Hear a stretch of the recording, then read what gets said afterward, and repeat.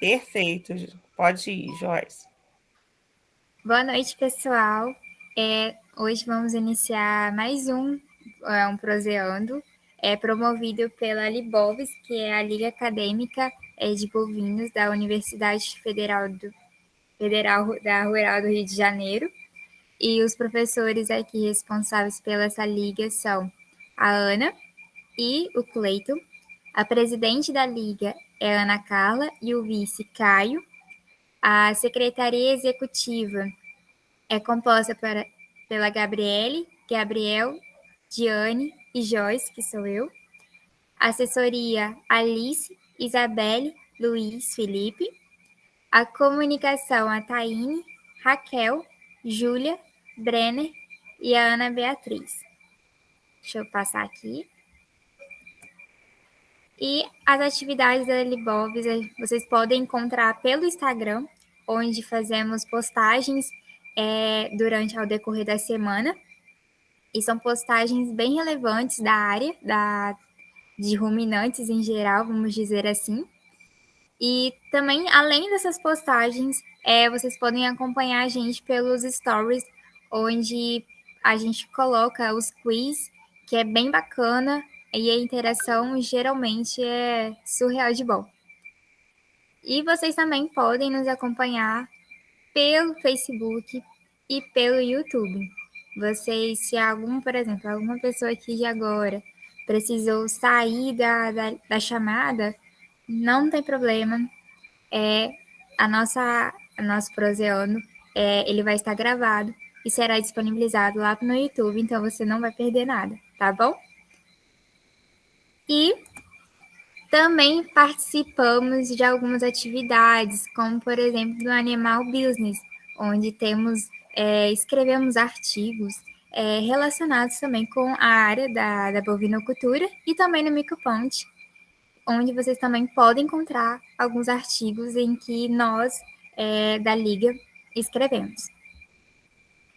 Sem mais delongas, vou aqui passar para as meninas. O Proseando hoje está relacionado sobre o tema Estratégias para monitorar e otimizar a imunidade passiva em rebanhos bovinos, que será conduzido pela Ana Carla e pela Júlia Roberta. Então, meninas, eu passo a palavra para vocês. Deixa eu só parar aqui de compartilhar. Vou compartilhar a tela aqui, um momentinho. Boa noite, gente.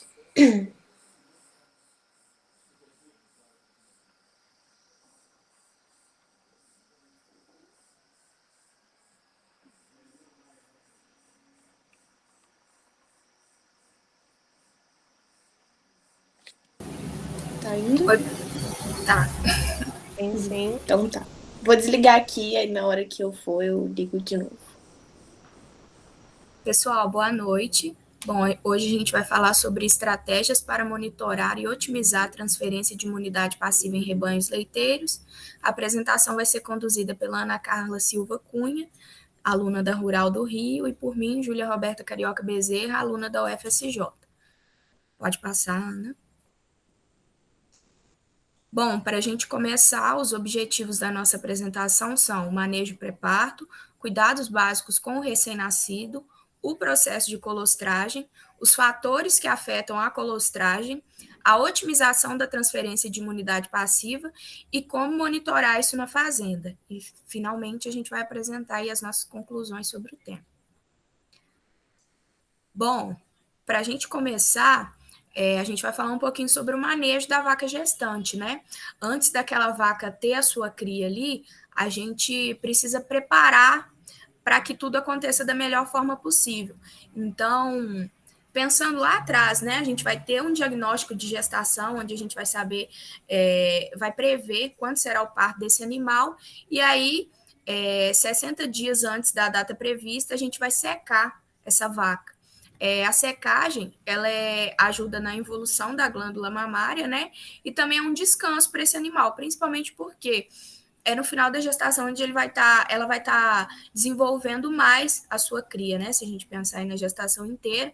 Então, a preocupação dela vai ser unicamente a cria. Ela vai ficar lá tranquila, descansando. Então, com 60 dias, a gente faz essa secagem. Como vocês podem ver aí na imagem, geralmente a gente utiliza um intramamário, né? Aplica um remedinho nela e vamos descansar. Pode passar. E aí, 30 dias antes dessa data prevista do parto, esse animal vai geralmente para um piquete maternidade, onde ele vai receber uma dieta ideal para aquele momento que ela está passando, né? Pensando aí principalmente em evitar qualquer tipo de distúrbio metabólico que ela possa ter, uma febre do leite, uma retenção de placenta, ou seja, a gente vai cuidar. Na secagem, a gente tenta, de certa forma, desvincular o animal, né, daquela rotina ali, porque vaca é muito estímulo, curral, vou lá, vou produzir. Então, assim, a gente tira isso dela, mas em seguida, aí na reta final, a gente vem dando para ela todas as condições possíveis para que ela possa ter a sua cria e ficar bem, né, depois do parto aí. Pode passar. A gente leva, né, esse animal para a maternidade, faltando aí 30 dias aproximadamente para a data prevista do parto. A maternidade, a gente busca que seja sempre um local tranquilo, de fácil visualização, pensando aí em ter que auxiliar parto, em saber quando que esse bezerro nasceu, que horas. Tem 10 minutos? Tem 30? Tem 1 hora? Vocês vão ver mais para frente o quanto que é importante essa questão do tempo, há quanto tempo esse bezerro nasceu. É importante que seja um local seco e limpo. A gente vai falar isso lá na frente, mas enfim, o animal nasce, né, praticamente desprotegido. Se a gente pensar aí, né, fazendo uma comparação com pessoas, quando a gente nasce, a gente vai para uma incubadora, tem todo um processo ali, um berçário super limpinho, e com os animais também não é diferente, né? A gente precisa dar ali as primeiras condições dignas assim para o animal. A ambiência também é muito importante, né? Então, um local com sombra, se for num piquete mesmo a pasto. Hoje a gente já sabe que tem fazendas que tem a maternidade dentro de galpões. Então, assim, sempre pensar nessa questão. E água e alimentação em boa qualidade e quantidade. Isso aí não só na fase final da gestação, né, gente? Mas em toda a fase de vida aí do animal. Pode passar. Bom, o parto de uma vaca, geralmente ele acontece de uma forma tranquila, né?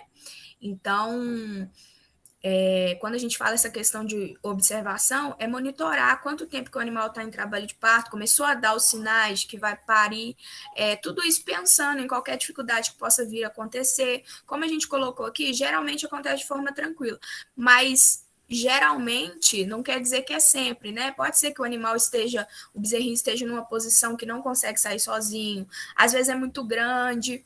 Então, pensando aí, né, em monitorar, em estar sempre olhando isso para buscar e auxiliar caso seja necessário. Lembrando que o auxílio deve ser feito sempre por uma pessoa capacitada, caso necessário, e sempre que possível, né, gente, contar com a ajuda aí de um médico veterinário.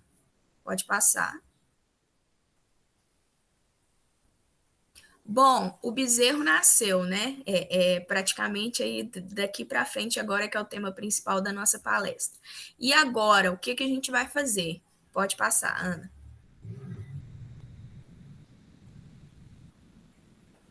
Bom, a gente vai se preocupar aí em desobstruir as vias aéreas, né? Ver se esse animal tá respirando direitinho. Curar o umbigo e colostrar esse animal. Pode passar.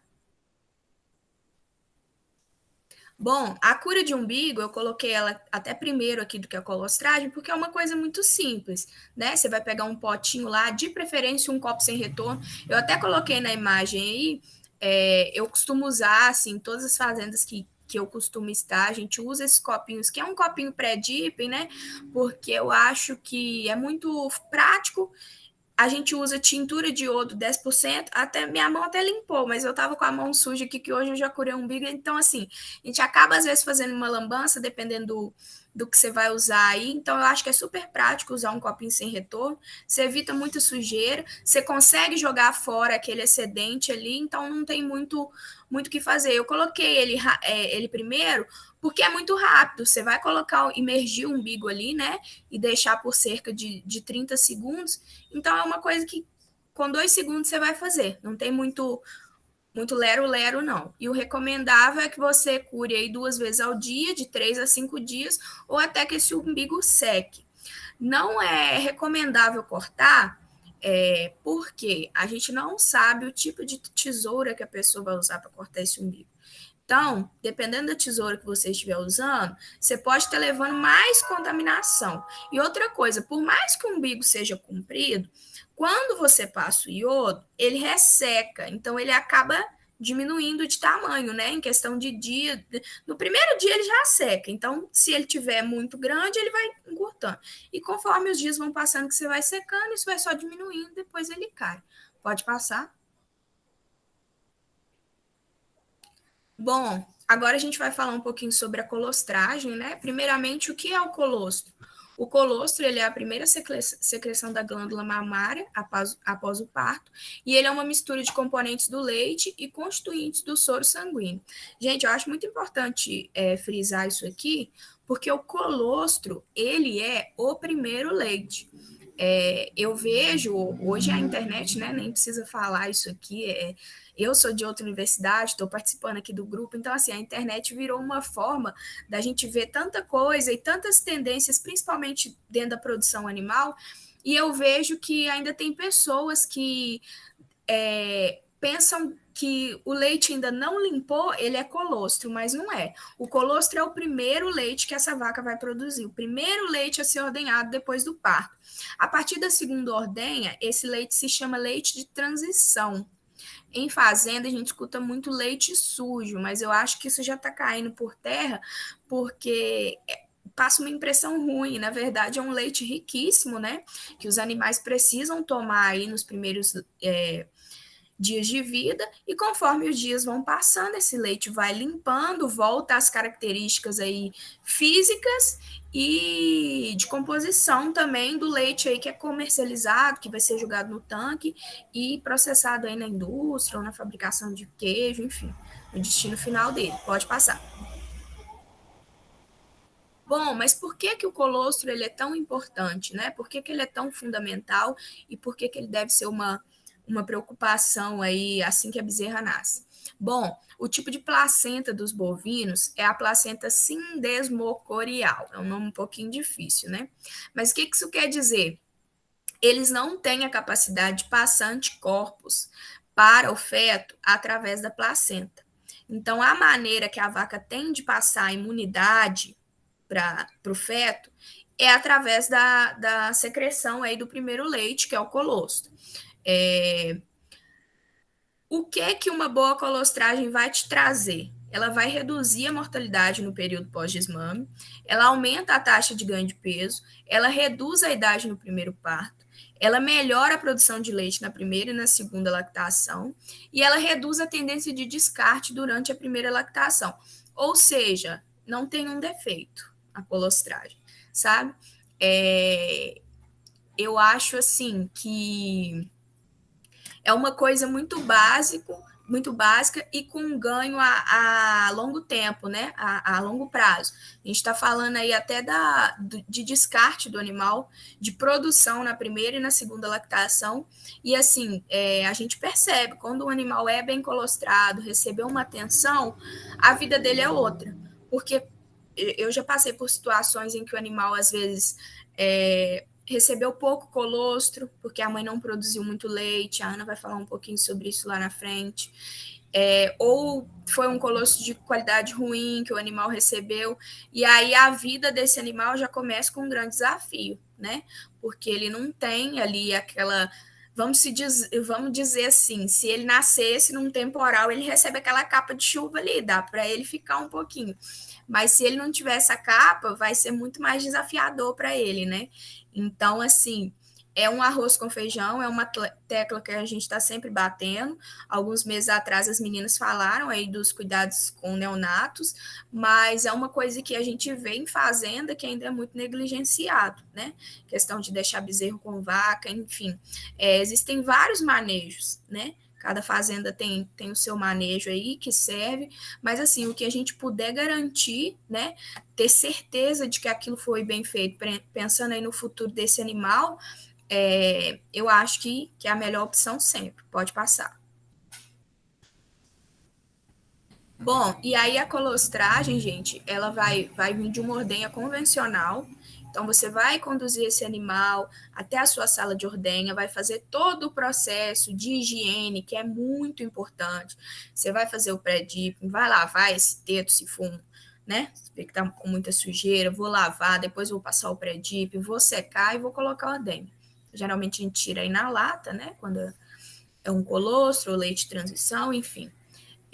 Vou fornecer no máximo 2 horas após o nascimento desse animal e na quantidade aí de 10 a 12% do peso vivo.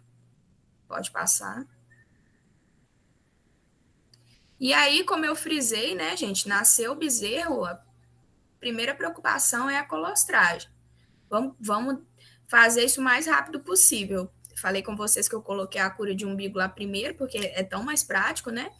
Porque nasceu, já vou. Eu costumo fazer isso na fazenda. Quando eu sei que nasceu, já passo a mão no copinho, já curo lá mesmo na maternidade, já vem com a bezerra, e aí a gente vai fazer o próximo passo, que é a colostragem.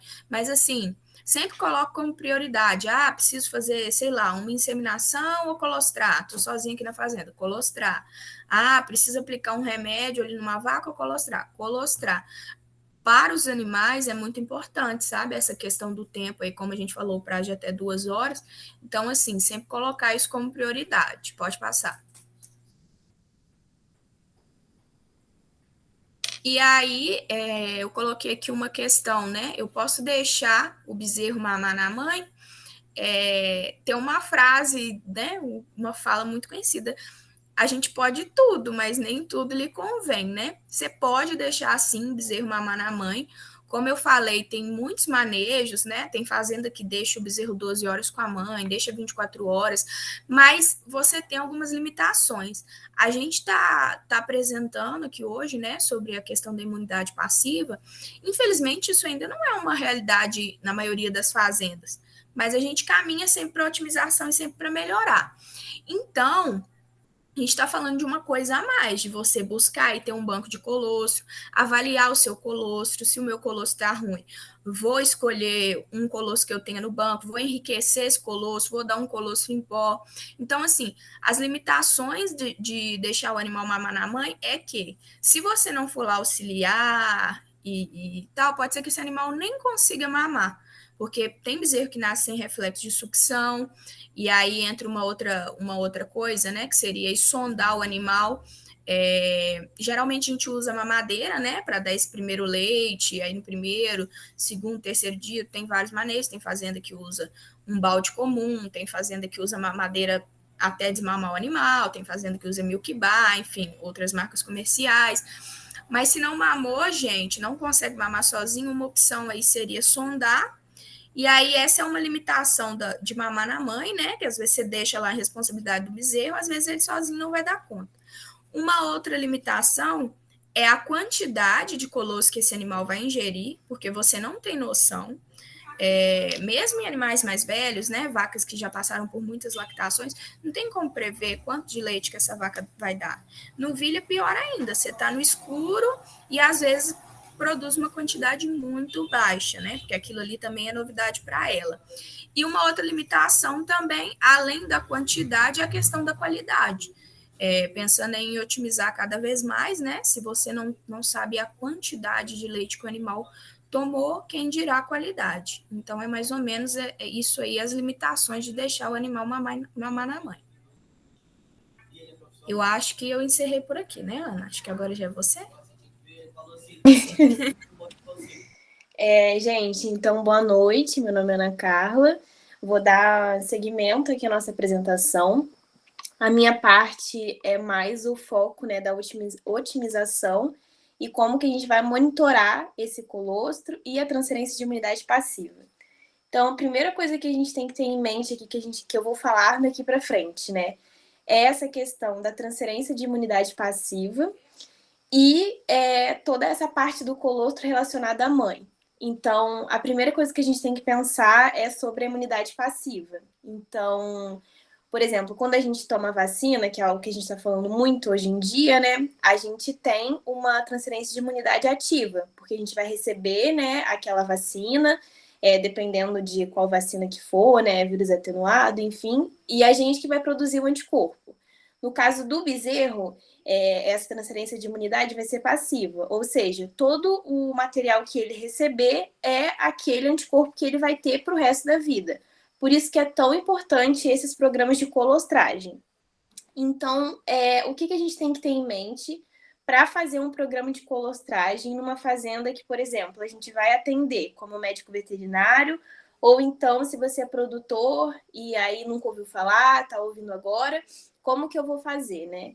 Então, duas coisas que a gente tem que ter em mente sobre a qualidade e volume do colostro materno e todos os pontos que vão afetar isso, e o outro lado, que são os fatores de eficiência da absorção do neonato, ou seja, o que acontece naquele bezerro que acabou de nascer que pode afetar a absorção desse colostro, né, das imunoglobulinas que tem nesse colostro. Então, em relação à qualidade e volume do colostro materno, o que a gente tem que ter em mente? O colostro, como a Júlia falou, ele é aquela secreção de leite, né, com soro sanguíneo. Então, o que ele vai ter nele? Principalmente, ele vai ter IgG, que são anticorpos, né, imunoglobulinas.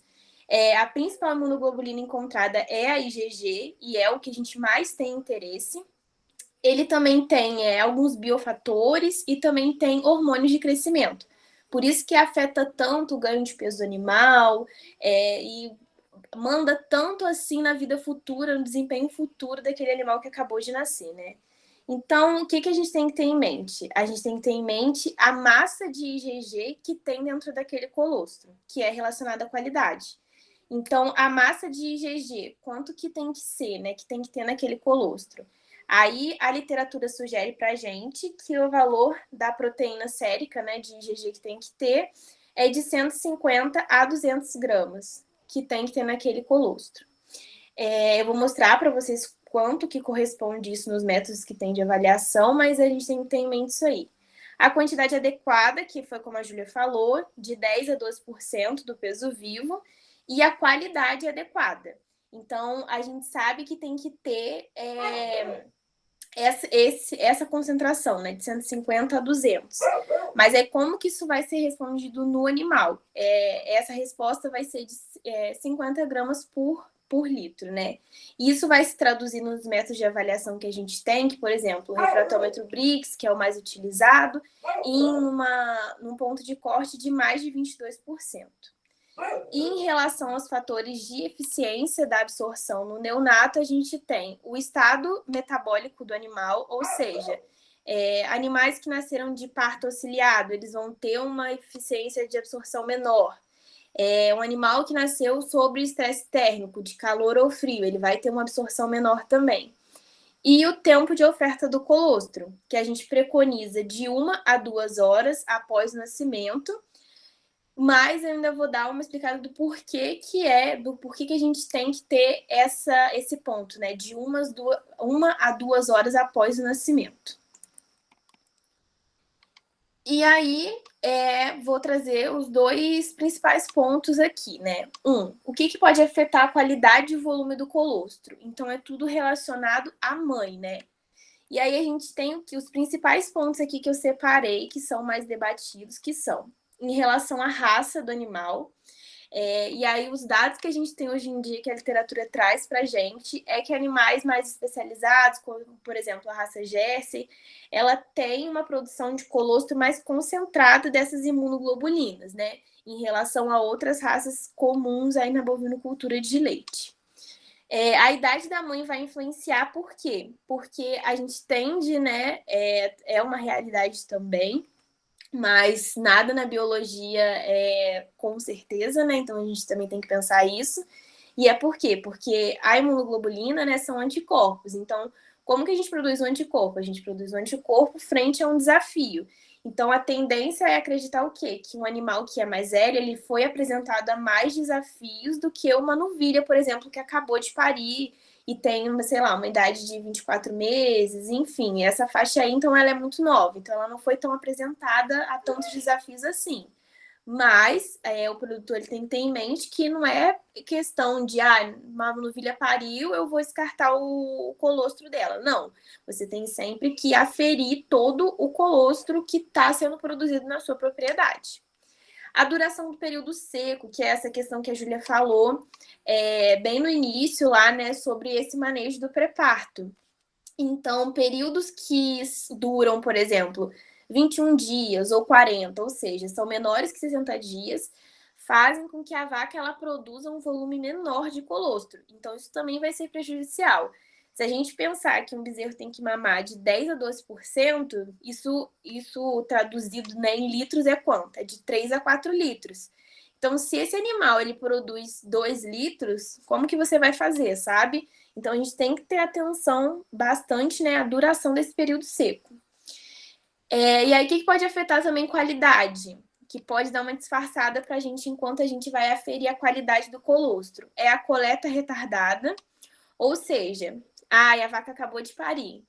Deixa que eu vou coletar, daqui a 2 horas eu coleto esse colostro para eu medir aqui no meu refratômetro Brix. Não vai dar certo. Por quê? Porque a cada hora que você perde após o nascimento, você perde uma qualidade de mais ou menos 3,7%. Então, aquela concentração de imunoglobulina, ela vai decaindo. Então, pode ser que na hora que você for medir, não seja fidedigno ao que realmente foi aquele colostro. Então, a gente sempre tem que medir ali, né, naquele momento ali que a vaca acabou de parir realmente.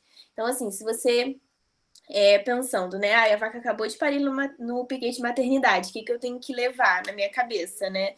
Tem que levar uma luva para ir passar o iodo. Você tem que levar um potinho para você conseguir coletar esse colostro e ter uma visão fidedigna do que é de fato, né? Se é aquela qualidade mesmo. E aí eu trouxe aqui em relação ao teste de qualidade. Então, por exemplo, hoje em dia, a literatura traz para a gente que o refratômetro Brix ele é o mais fidedigno, né? Em relação a se está mostrando ali 23%, 22%, a gente sabe que o quê? Que tem mais de 50 gramas por litro ali de imunoglobulina. Agora, por exemplo, se a gente tem o colostrômetro, o colostrômetro ele é muito afetado por fatores como a temperatura. Então, se está mais quente, alguma coisa assim, ele não vai te dar a porcentagem correta ali. E aí, às vezes, você pode estar achando que está dando um colostro muito bom e não está tão bom assim. E aí, eu trouxe esses 2 fatores aqui chamar mais atenção, que é em relação à nutrição do período pré-parto e a vacinação do pré-parto. Em relação à nutrição do período pré-parto, ainda tem muitos estudos sendo feitos, mas o que tem até agora é que há uma pequena relação que a nutrição no pré-parto ela pode afetar um pouco o volume produzido por aquele animal. E em relação à vacinação do pré-parto, o que acontece? O colostro, né, ele vai trazer aquelas imunoglobulinas ali. A vacinação, ela vai aumentar a massa, ou seja, ela vai aumentar aqueles 150 a 200 gramas que eu trouxe no início? Não, ela não aumenta essa massa, mas ela aumenta a quantidade de anticorpo específico frente ao micro-organismo que você está vacinando. Então, geralmente, quais são as vacinas que você faz? Você faz aquela que é para salmonelose, micoplasma, que são geralmente micro-organismos que vão causar o quê no recém-nascido? Diarreia, problema respiratório. Então, se você faz a vacinação 60 dias ou 30 dias, dependendo do que o veterinário estipular para o seu calendário vacinal, você aumenta essa disponibilidade de anticorpo específico para aqueles micro-organismos. Então, dá uma auxiliada para o bezerro, né?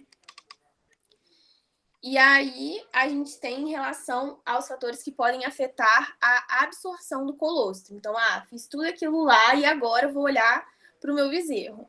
Então, a primeira coisa que você tem que olhar, a hora. O bezerro, o intestino, né? A gente tem que pensar assim, para onde que vai o meu colostro depois que ele toma, né? Onde que vai ser tudo absorvido? Vai ser no intestino. E no intestino a gente tem os enterócitos.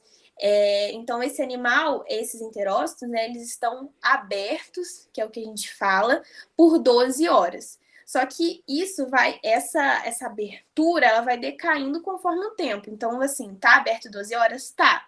Mas qual o período de máxima absorvância de permeabilidade daquelas imunoglobulinas ali maiores? É de 1 a 2 horas. Então, você tem que ter em mente sempre que você tem que fazer naquela 1 ou 2 horas, porque é a maior hora de fator de eficiência da absorção. E a contaminação bacteriana do colostro. Então, se você está em mente ali, olha, esse enterócito está aberto, ele está aberto a molécula maior.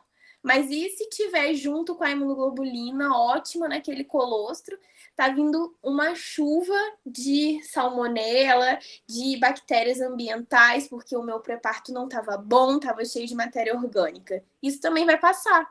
E aí, quem vai ganhar naquela disputa de imunoglobulina e de bactéria? Provavelmente vai ser a bactéria. Então, você tá ali achando que tá dando um colostro ótimo, com 28%, mas ele tá cheio de bactéria. E do mesmo jeito, meu animal vai estar contaminado e vai ter uma salmonelose, alguma coisa que vai prejudicar. Ou então, peguei o meu colostro, Mara, tá com uma CBT ótima, e eu coloco numa mamadeira que tá suja, que tá sem lavar há 1 semana. Então, você está entregando uma carga de micro-organismo muito grande para aquele animal que acabou de nascer. Por isso que a higiene para aquele animal é tão importante, né? A Júlia falou dessa questão de... É exatamente isso que a gente tem que pensar. O bezerro, para o humano, se a gente tem todo aquele cuidado, por que não ter o cuidado com o que vai ser o futuro da minha fazenda? Então, a gente sempre tem que pensar isso. E aí, outros fatores, né, que vão influenciar nessa absorção e vão trazer uma eficiência dessa transferência da imunidade passiva. São as perturbações metabólicas. Por exemplo, o animal que ele nasceu com parto auxiliado. Eu estava na posição errada, eu tive que fazer a tração desse animal, eu tive que puxar. Então, ele já nasce sobre... gente, acho que minha apresentação acabou de sair. Saiu? Ou tá... Saiu. Tá, peraí. Um momentito. Você consegue jogar ela? Porque eu acho que foi a minha internet. Só um minutinho que eu vou jogar. Tá.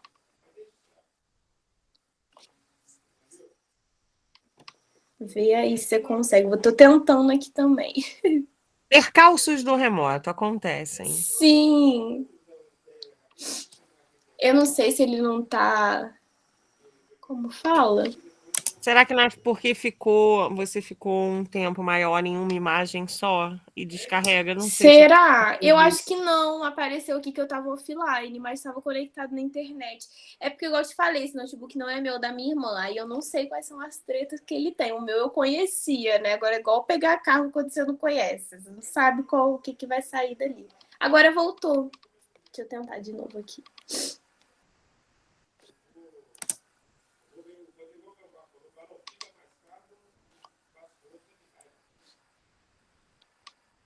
Ó. Se não der, você me fala. Vai colocando aí, Ju, porque o meu tá... Agora o Meet que não quer entrar no meu computador. Mas tudo bem.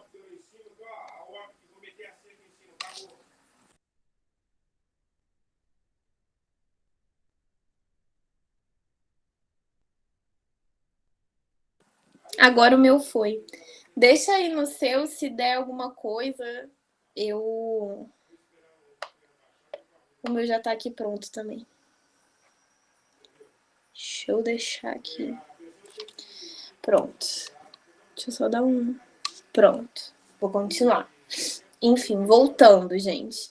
Em relação às perturbações metabólicas, né? As principais que a gente tem em relação ao parto auxiliado, em relação ao estresse térmico. Então, assim, por exemplo, pensando aqui para nossa região, o estresse térmico vai ser por calor, né?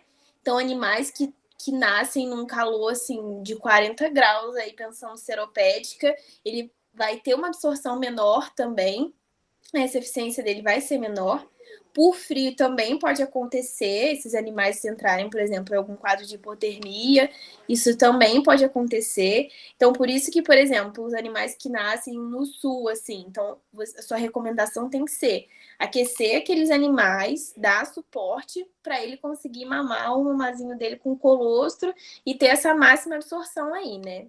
E para o parto auxiliado, já se traz que, por exemplo, se você faz aquela tração que é mais pesada, você pode depois conseguir aplicar, né, algum anti-inflamatório não esteroidal e isso aumenta a absorção do colostro, por mais que ele tenha passado pelo parto auxiliado, né? Então a gente tem que, outra coisa que está mudando no mercado, que é sempre ter esse manejo da dor, né? Independente aí da espécie.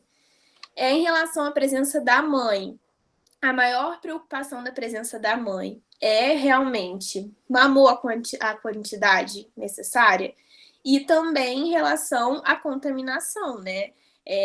Mamou naquele teto ali, mas aquele teto estava sujo de barro, inteiro sujo de barro. Como que isso vai ser, entendeu? Então, por isso que é tão preocupante a presença da mãe. Então, geralmente, a gente pode, por exemplo, uma opção, né?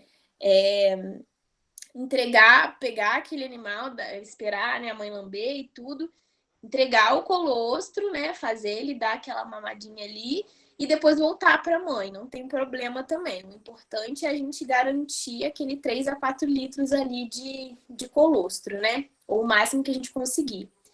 E aí, esses 2 outros pontos aqui que eu tô mostrando, né, mas tá aqui no canto da tela embaixo aí do presença da mãe, é a alimentação do colostro com o leite de transição e a alimentação prolongada do colostro.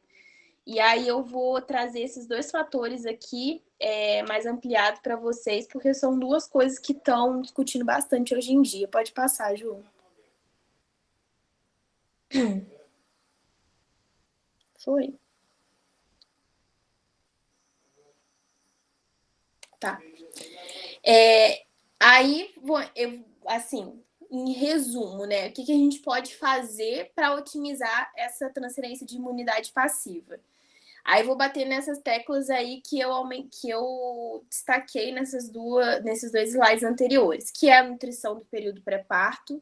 Por mais que não esteja tão elucidado assim que afete tanto o volume, é importante para a mãe, né? É importante para, por exemplo, a questão da hipocalcemia, outros distúrbios metabólicos que podem acontecer porque o pré-parto é um período muito delicado da vaca. Então, é sempre importante bater nessa questão, né?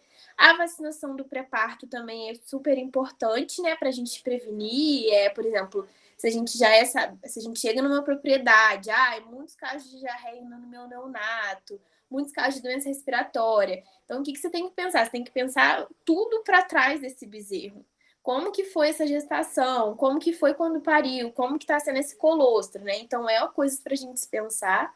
O tempo de oferta do colostro. Então, não é tipo, pariu, deixa ali, vou fazer outra coisa, depois eu resolvo. Não, tem que pensar sempre que aquele enterócito está aberto esperando as imunoglobulinas, né? Então, quanto mais demorar, mais fechadinho ele vai ficar e mais difícil vai ser essa entrada e essa absorção, né?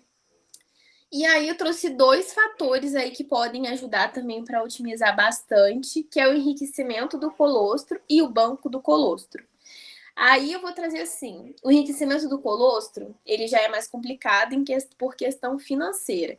Então, se já tá difícil a gente falar sobre colostragem com o produtor, só esse básico que a gente está passando, quem dirá de falar sobre essa questão do enriquecimento e propor ele fazer, né? Mas a gente tem que saber, eu acho que a gente, como futuro profissional, tem que pelo menos saber, para saber como instruir, quando aplicar isso, né?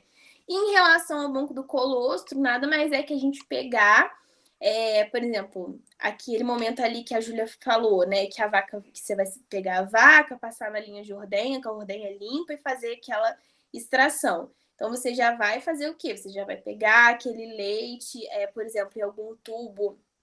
Eu geralmente faço com aqueles potinhos que a gente compra na farmácia com descartável, que é estéril, que a gente faz geralmente exame de urina. Eu compro um daquele, coleto o colostro nele, coleto com pipeta e veja a qualidade. Ah, tá acima de 25%. Então, vamos congelar o excedente. Então, você tem que separar aquele 3 litros ali para o animal. E se você quiser, você pega e congela 1 litro por aí, assim, para você ter ali em mãos. E o banco do colostro, ele é importante tanto para a qualidade, né? Você congelar uns colostros que são melhores, e tanto para a quantidade, né? Então, por exemplo, já aconteceu de uma novilha parir e ela ter 1 litro, assim, no descenado do colostro. E como que você faz com aquele animal? Então, é só você ter aquele banco do colostro, que aí você pega, coletou ali, passou naquela ordenha, coletou, viu a qualidade, tá bom. Você pega um pouco daquele excedente, passa para saco limpo. Então, assim, sempre ter isso em mente, que tem que ser saco limpo, de preferência estéril, assim, o mais limpo que você conseguir, para não ter contaminação bacteriana. Congelar aquilo em freezer, em congelador, né? Não colocar lá, e quando você precisar usar, você faz o descongelamento, né, progressivo em banho marinho. Nunca ultrapassar 60 graus na temperatura ali daquela água, senão a gente pode desnaturar, né? Porque a gente sempre tem que lembrar que a imunoglobulina, ela é um tipo de proteína. Então, se você subir muito a temperatura, ela vai desnaturar e vai perder todo o efeito que você queria, né? E aí é isso, essa questão do banco de colostro, né? Aí pode passar, Ju. Aí a gente tem outra questão aí que tá vindo muito agora, que também essas duas questões que eu falei que ia falar, né, da alimentação extra e com alimentação com leite de transição. São 2 fatores que podem otimizar a imunidade passiva dos animais. E aí a gente tem o quê? Que o intestino, ele é permeável essas 12 horas. Então, ele está aberto e ele vai absorver essas imunoglobulinas por um processo chamado pinocitose. E aí ele vai absorvendo essas imunoglobulinas nesse período, e o de maior eficiência é de 1 a 2 horas. Mas o que a gente tem visto? A gente tem visto que até 6 horas, esse animal ele ainda consegue uma boa absorção. Então, o que estão se fazendo? A gente faz essa primeira alimentação de 1 a 2 horas aí, com essa quantidade de 3 a 4 litros, né? E aí, essas outras 6 horas, assim, a gente faz uma segunda alimentação. E como que a gente vai fazer essa segunda alimentação em relação à quantidade e tudo? Tem se saído, mas ainda não é consenso. Então, assim, isso tudo é fruto do nosso estudo. Depois a gente vai deixar as referências, podem dar a lida de vocês. Estão trazendo que a gente tem que alimentar essa segunda alimentação, seria 5% do peso vivo do animal. E aí, a outra questão seria a alimentação com o leite de transição, né? E em relação ao leite de transição, essa alimentação, o leite de transição, ele é o leite de 6 ordenhas depois do colostro. Então, ele é esse leite de transição, leite sujo, né? Que o pessoal da fazenda coloca. E ele é importante por quê? Porque esse leite de transição, ele pode não ser o colostro mais, mas ele ainda tem muito componente do colostro. Então, ele tem esses hormônios de crescimento, esses biofatores, que vão ser responsáveis por desenvolver todo o trato gastrointestinal desse animal. Então, vai ser super importante, né, para ajudar ele a absorver futuramente todo o alimento que ele for comer. Ele faz uma proteção local ali daquele intestino, né, de tudo, com o restinho de anticorpo que ainda tem. E como que seria a recomendação disso? A recomendação disso é que você pode dar esse leite de transição ainda por 14 dias, assim, para o animal. Tem mais vaca parindo aqui e ainda tem bastante quantidade de leite de transição. Então, você pode ir fazendo isso por 14 dias, que é ótimo para o animal. E aí, pode passar, Ju. Eu trouxe esse quadrinho aqui, mas não sei se vai dar para enxergar muito bem quem está no celular, mas acho que quem está no computador dá para ver melhor. Que é justamente em relação a essa vantagem da alimentação extra para eficiência maior da transferência de imunidade passiva. Então, a gente tem que, aqui embaixo, onde está destacado de vermelho, né, os números de alimentação com colostro, onde ele trabalha com uma alimentação e 2. E aí a gente tem que, nos animais que eles mamaram uma vez só o colostro, né, só naquele regime ali inicial, 22% apresentaram falha na transferência de imunidade passiva E os animais que se alimentaram 2 vezes, só 9% deles tiveram essa falha na transferência de imunidade. E aí, para os principais distúrbios aí que podem acontecer com os animais, que, por exemplo, doença respiratória e diarreia, né? Os animais que tiveram 2 alimentações, apenas 36% deles apresentaram algum quadro de diarreia, enquanto que os animais que se alimentaram uma vez só, eles tiveram uma prevalência de 75% de diarreia, por exemplo. O mesmo vale para a doença respiratória. 36% dos animais que mamaram uma vez só tiveram algum tipo de doença respiratória, enquanto que 16% não tiveram. E então, desse artigo aqui, o autor ele trouxe, né, que essa alimentação deveria ser 2 litros de colostro e ele tem que ser de boa qualidade, ou seja, um Brix acima de 2% e 5 a 6 horas depois dessa alimentação inicial. Pode passar, João.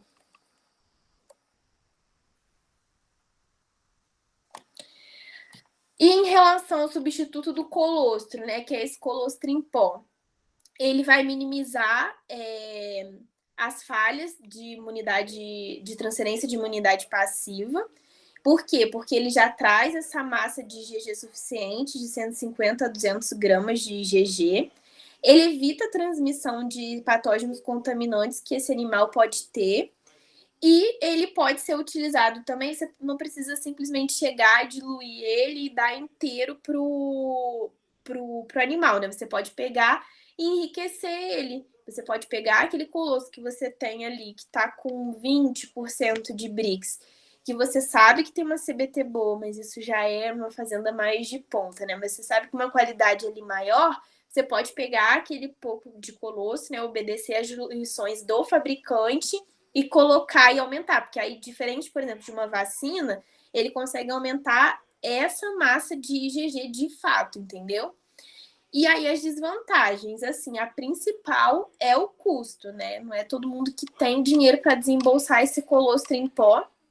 A variação na composição, então vai depender de cada fabricante, e você olhar e você saber o que é um colostro em pó bom, o que não é. E as diluições, que às vezes alguém pode fazer uma diluição errada, aquilo ficar extremamente diluído e não servir de nada aquilo que você está fazendo, né? Que o principal que você quer aumentar a massa, se você dilui muito, você não aumenta essa concentração, né? Pode passar.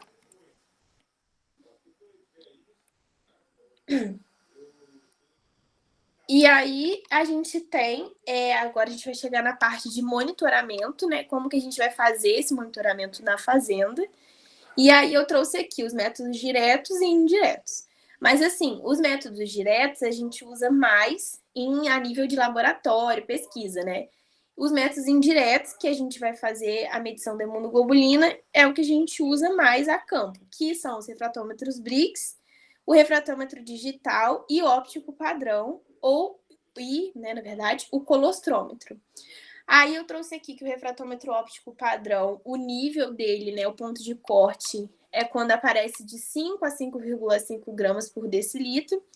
E o refratômetro Brix, aí vai variar, né? Para o colostro a gente coloca aí a qualidade, né, boa, acima de 22%, quando aparece lá no visor do refratômetro Brix. E para a transferência de imunidade passiva, a gente fala que ela foi completa acima de 8,8, mas eu vou mostrar a tabelinha certinha para vocês verem como que isso funciona. Aí, o que a gente vai precisar para fazer essa avaliação e começar a fazer esse monitoramento na fazenda? E também, se a gente quiser fazer um banco de colostro, também é por aqui, né? Aí, a gente tem o refratômetro Brix. Pode passar, Ju, eu esqueci de falar.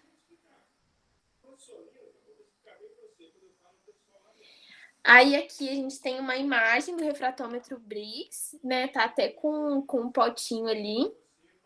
E aí a gente vai precisar de seringa descartável e os tubos, né? Tanto para coleta de sangue quanto para coleta do colostro materno, se a gente for pensar.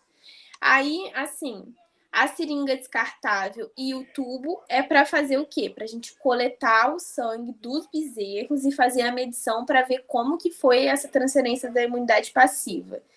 Esse tubo da tampa amarela ele faz o quê? Ele consegue fazer a dessoração desse sangue para a gente coletar de uma forma mais rápida. Então, ele vai fazer justamente essa separação aqui que está nessa imagem aqui do canto. E ele consegue, tá vendo? Tem um coágulo, não sei se vai dar para enxergar também. Tem um coágulo assim de sangue e o soro em cima. E o que a gente vai utilizar é esse soro. Já o colostro, né, da mãe, para a gente medir, a gente também mede pelo refratômetro Brix, aí a gente separa num potinho, coleta com a pipeta, coloca no visor e faz a leitura ali, né? Esse tubo para coleta de sangue, o amarelo, assim, eu usava o vermelho. Demorava muito mais. O de amarelo você coleta, vai fazer alguma coisa e você já pega e consegue ter aquela... Já tem aquela mensuração, aquela separação ali em 30 minutos, por exemplo. A recomendação sempre para fazer a coleta de sangue desses animais para aferir a transferência de imunidade passiva é 24 horas depois desse animal ter ingerido o colostro, e aí você coleta e faz. Se na fazenda tem centrífugo, alguma coisa assim, aí não tem problema ser aquele de o vermelho, porque vai ser rápido da mesma forma, né? Mas aí não é toda fazenda que tem. Aí eu trouxe aqui... Pode passar, Ju.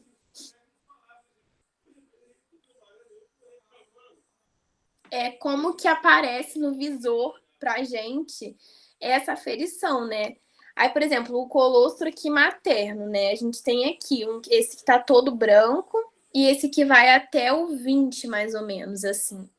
Qual que tá ótimo? Qual que vocês escolheriam, por exemplo, para fazer e vou armazenar para fazer parte do meu banco de colostro, né? Eu iria no que tá inteiro branco, porque deu que ele é acima de 22%, tá em 30%. Então, era esse que eu escolheria para armazenar e ir para o meu banco de colostro. Agora, esse aqui, por exemplo, que deu 20%. Esse daqui já é um que você sabe que aquela quantidade ali de massa de IgG não vai ser tão boa assim, por aquele animal que vai mamar, né? Então, a gente tem que ter esse cuidado, né? Pode passar, Ju.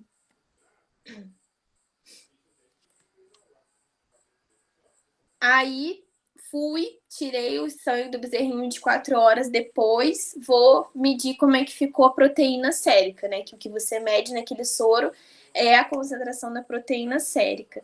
Aí a gente tem, de um lado, o meu colocado do lado esquerdo, né? O bezerro que ele teve, que chegou a um 7 por aí, e um bezerro que chegou a 10. Então, esse bezerro de 10, ele teve uma transferência de imunidade passiva completa. Já esse outro aqui, que ficou ali meio que no 8, alguma coisa assim, teve falha na transferência de imunidade. Pode passar.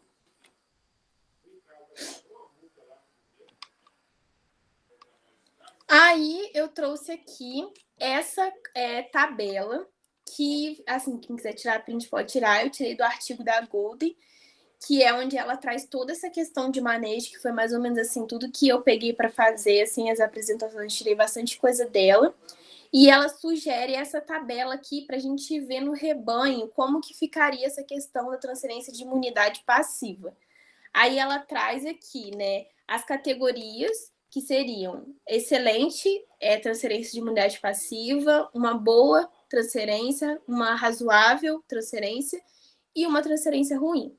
E ela traz a porcentagem no rebanho de quanto que a gente vai ter, porque a gente sabe, assim, que, por exemplo, a gente não vai, às vezes, conseguir que todo o rebanho seja excelente. Então, ela permite, né, ela traz essa permissão de parte do rebanho conseguir estar ali numa categoria ruim ou então razoável. Tá tudo descrito aqui, né? E qual seria a porcentagem? Então, assim, o que seria uma transferência, do que você olha ali e você fala, esse daqui... Pronto, teve uma transferência de imunidade passiva ótima.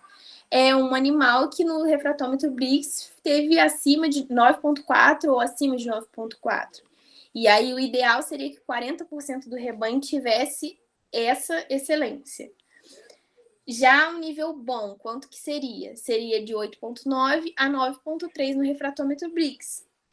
E aí 30% do rebanho poderia ficar nessa categoria. Razoável, 8,1 a 8,8 no refratômetro Brix. E aí 20% do rebanho, mais ou menos, poderia ficar nessa quantidade. E abaixo de 0,1 já é ruim. E aí 10% do rebanho poderia ficar nessa quantidade. E aí, assim, os animais que você leu lá estão em 8,1. O que você pode fazer? Você pode fazer o destaque desses animais, ter no bezerreiro todo esse controle, né? Fazer a marcação da baia desse animal ou nele mesmo. Hoje em dia a gente tem tipo umas pulseirinhas assim, ter uma forma de identificação, porque a gente sabe que ele vai ser um animal mais suscetível, vai ser um animal, por exemplo, uma fazenda que realiza ali aquele controle de peso. Sabe-se que aquele animal ele não vai ganhar um peso tão, não vai ter esse ganho de peso diário tão exacerbado assim, ou não vai acompanhar tanto o ritmo do rebanho inteiro que ele tá. Tudo para ter esse controle e a gente agir o mais rápido possível. Se, por exemplo, aquele animal começou a apresentar febre, etc. Se você demorar muito, você sabe que esse animal já é um animal mais suscetível. Então, a gente tem que lançar meios de saber que aquele animal não está bem e já reagir rápido, né? Pode passar, Ju.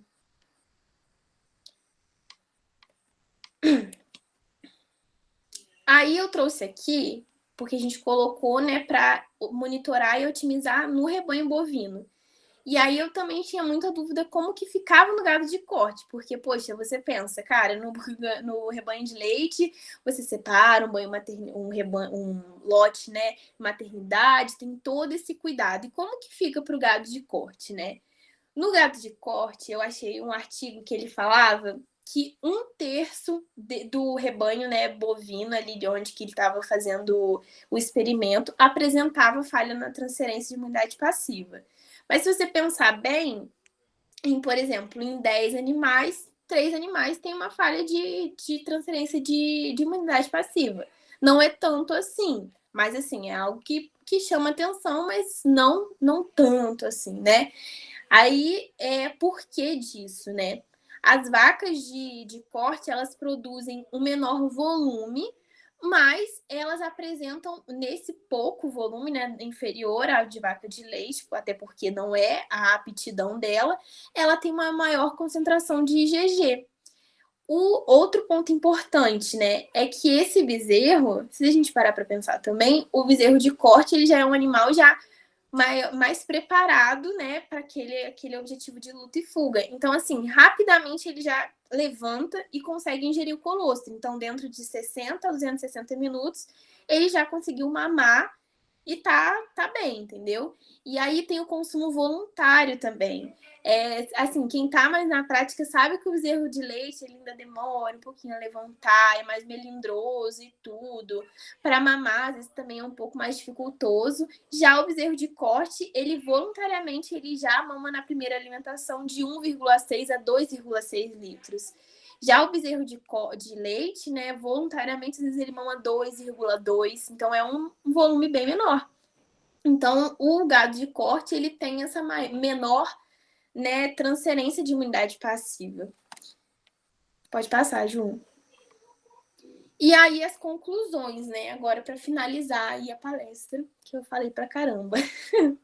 A gente tem que ter o foco mesmo no pré-parto, não só pela questão de monitoramento e toda essa questão do colostro, mas pensando no bem-estar dessa vaca. E para diminuir todos os distúrbios metabólicos aí que podem surgir, porque a gente sabe que o momento do pré-parto o animal é mega desafiado. Então, a gente tem que ter em mente essa questão da separação do piquete maternidade, a questão da dieta, sanidade dos animais, vacinação, tudo ser bem controlado. Outra coisa importante é que, assim, a gente tá saindo aqui hoje, eu espero, assim, que mais gente tenha esse pensamento também, da gente mostrar para o produtor mesmo que tem uma super importância a colostragem.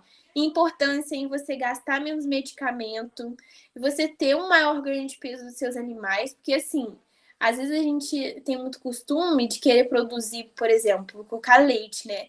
Do mesmo jeito que a gente produzia 50 anos atrás. E não é o que acontece. Hoje em dia a gente tem um animal com a genética totalmente diferente. A gente manipula muito mais esse animal. Então, quanto mais a gente manipula, mais a gente tira um pouco do natural. mais a gente tem que dar base para esse animal se desenvolver muito bem. E a colostragem é esse primeiro passo, né?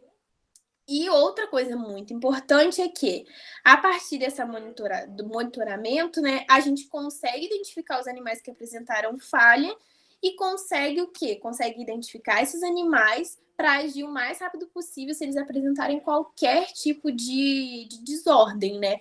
Ah, já começou a ficar mais amuado. Ah, passei lá, o animal já não estava comendo tanto. E você já sabe que aquele animal apresentou alguma falha, você já pode vir e intervir, né? Então, assim, essas são as conclusões. Essas são as... Pode passar, Ju. Essas foram as referências que a gente utilizou.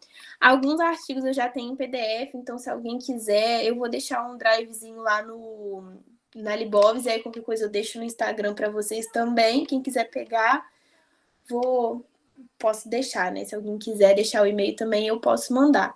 E é isso, gente. Agora é a hora de vocês falarem com a gente e mostrarem suas opiniões também. Obrigada.